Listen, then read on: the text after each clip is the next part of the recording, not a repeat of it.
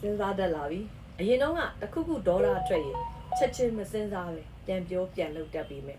အခုတော့နှုတ်ဝရောက်နေတဲ့စကလုံးအချို့နဲ့ပေါက်ထွက်တော့မဲ့ဒေါ်လာတွေကိုအချိန်ပြန်ပြီးယူချတတ်လာတယ်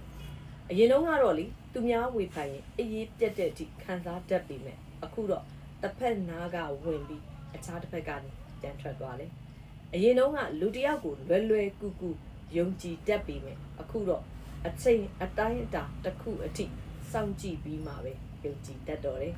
အရင်တော့ကတော့ချစ်ရင်ချစ်တယ်မုန်းရင်မုန်းတယ်နေလို့ရခဲ့ပြီးမဲ့အခုတော့မုန်းတဲ့သူကိုပြုံးကြပြီးချစ်တဲ့သူကိုဥပိ္ပခာပြုတဲ့အလိအကျင့်တွေလည်းကျမပိုင်ဆိုင်လာပါတယ်